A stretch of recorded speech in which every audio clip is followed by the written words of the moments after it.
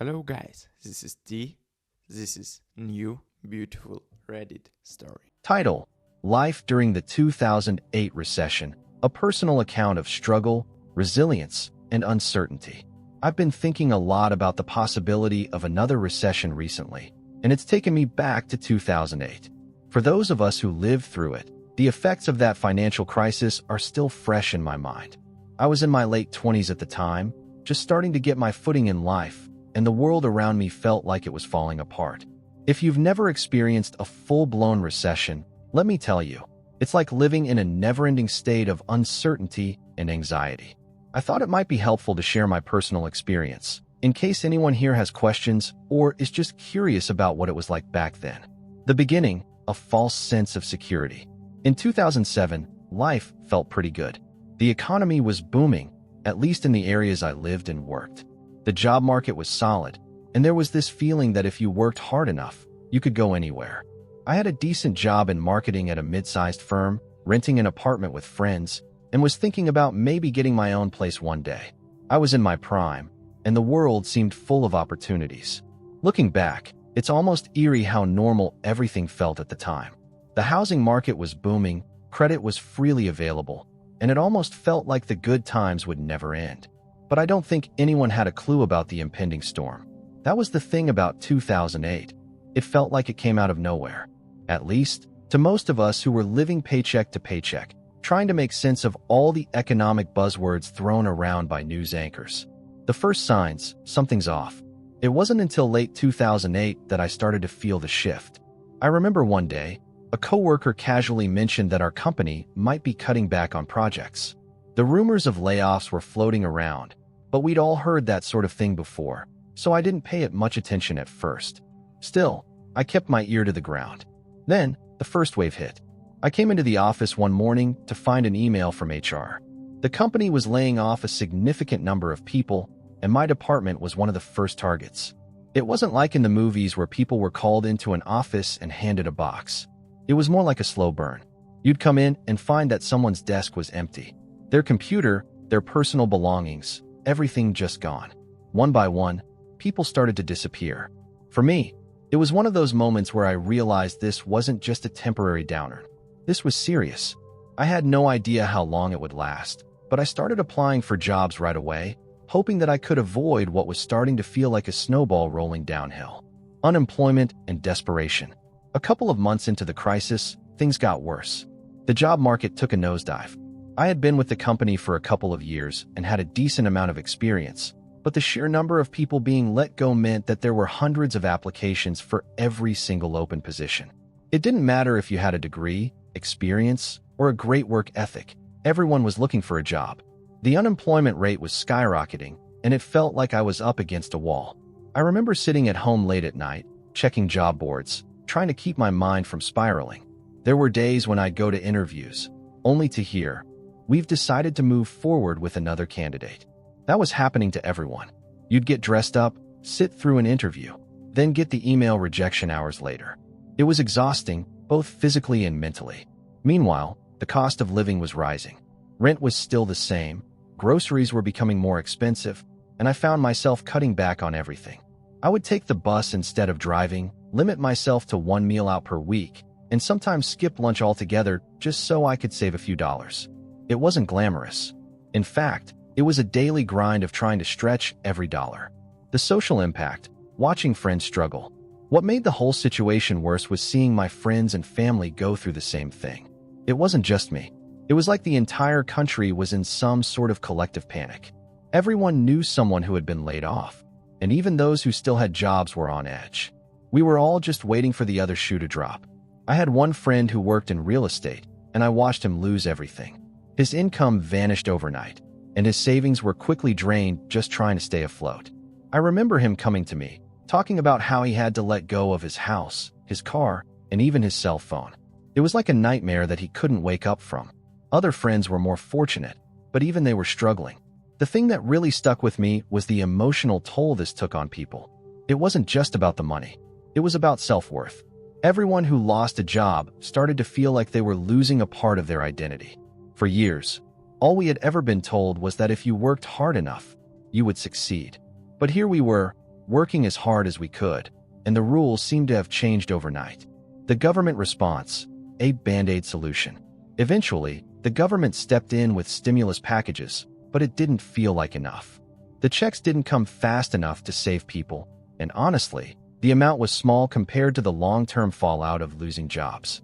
Unemployment benefits were extended, but they were often not enough to make up for the lost wages, and many people I knew had to rely on credit cards just to get by. I remember hearing about the bailout for banks, which, to be honest, made a lot of us angry. It seemed like the banks were getting rewarded for their reckless behavior while the rest of us, working-class folks, were left struggling to make ends meet. There was this growing divide between the haves and have-nots, and the government seemed to be focused on saving the ones who caused the problem in the first place. The end of 2008, a glimmer of hope. By the time 2009 rolled around, things were slowly starting to turn around, but the damage was done. People had lost homes, businesses, and entire livelihoods. For a lot of us, the mental scars were deep. The economy was starting to stabilize, but there was still this pervasive feeling of unease. I did eventually find a new job, though it was a significant step down from where I was before. I wasn't the only one. Many of my peers were doing the same. Those of us who had weathered the storm had to adapt, and it was hard. But there was a sense of resilience, too. We learned to be more cautious with money, more skeptical of easy credit, and more patient with our careers. Looking back, today, I can't help but feel the echoes of the 2008 recession every time I hear people talk about the possibility of another downturn. The world has changed a lot since then, but I can't shake the feeling that we haven't fully learned from what happened. If anything, it feels like we've been glossing over the issues that caused the crisis in the first place. It's almost as if we've collectively forgotten just how deep the impact of that recession really was. If you're someone who didn't experience it, take a moment to think about the stress, the uncertainty, and the toll it took on people. And if you're facing economic hardship today, just know that you're not alone. We've been there, and while it may not feel like it right now, things do get better eventually. Just keep fighting, keep looking for opportunities, and don't let the system make you feel small. We made it through, and so can you. Thanks for reading my story. I'd love to hear what others experienced, too. If you went through the 2008 recession, how did you manage to survive? How has it shaped your perspective on work and money today? I've been seeing a lot of posts about the potential of another recession, and it's made me think back to 2008, a year that felt like a fog of confusion and fear. It was a tough time for many of us, and I wanted to share my experience during the Great Recession. My story isn't unique, but I think it's worth telling because it highlights just how much we can go through and still come out on the other side, even if it feels like everything is falling apart at the time. The calm before the storm. In 2007, I was in my late 20s, fresh out of college, and living what I thought was a solid life. I had a decent job in finance, a small but cute apartment in the city, and a couple of good friends to keep me company. Things were good. It didn't even cross my mind that the world might be on the brink of collapse. I had student loan debt, sure, but I was handling it. I had dreams. Everything was fine. There were whispers about the housing market bubble, but they were just whispers. Most of the people I knew weren't paying much attention to it. The economy felt strong. People were buying houses they couldn't afford, but I figured that was just something that happened to other people. It was that kind of naive thinking, assuming that everything would always be fine if you just worked hard enough. The beginning of the end. Then 2008 hit, and everything changed overnight. The first major sign for me was the layoffs. At my company, it started with the senior executives making cryptic comments in meetings. The economy is going through some challenges. We need to be prepared for potential downturns. It was all vague, but we could feel the shift. And then, one morning, a memo went out. The company was laying off about 20% of the staff. I was one of the lucky ones at first. My department wasn't impacted, but the air was thick with tension. Every day felt like you were walking on eggshells, waiting for the axe to fall. Some of my coworkers started getting nervous, even paranoid. I started thinking, what if I'm next? I had a stable job, but nothing felt stable anymore. The layoff, sudden and shocking. In early 2009, it was my turn. I remember the morning I was called into HR. My heart was racing, and I tried to act normal. I thought maybe it was just a routine check-in, but no. They told me that my position was being eliminated. The economy had worsened, and the company needed to cut costs. It didn't feel real. I'd given my blood, sweat, and tears to that company, and just like that, I was a number on a spreadsheet. I walked out of the building that day with a severance package and a head full of anxiety. It felt like the ground had been ripped out from under me. My job was my identity. Without it, who was I? It was terrifying, not just because of the job loss, but because of everything I had to lose. I was scared to check my bank account, scared to tell my parents, and even scared to go to the grocery store because I felt like everyone knew I wasn't working. The struggle to find work. The next few months were a blur. I sent out hundreds of job applications. I updated my resume. I tailored cover letters. I networked. But the job market was like a barren wasteland. Everyone was laid off. Everyone was looking for work. You could feel the desperation everywhere you went. I'd go to interviews, only to find that the person interviewing me was in the same boat. They were trying to survive just like I was. I remember sitting in one interview, and the person across from me looked exhausted. "I know you're a great candidate, but we've had to freeze hiring for now," they said. I smiled, trying to hide my disappointment, but I could feel the weight of rejection in every bone. There were no jobs. Living off savings, fear of the unknown. I spent my days applying for jobs and my nights lying awake, worrying about money. I wasn't broke yet, but I could feel the clock ticking. My savings, which had once seemed like enough, were shrinking fast. I canceled cable, stopped going out, and started cooking every meal at home. I found ways to cut costs, but the fear of running out of money was always there. There were days when I would call my mom and try to reassure her, but I could tell she was worried. "Just keep looking, honey," she'd say. But I knew, just like she did, that things weren't improving. I tried to stay positive, but every rejection email felt like a punch to the gut. The mental strain, staring into the void.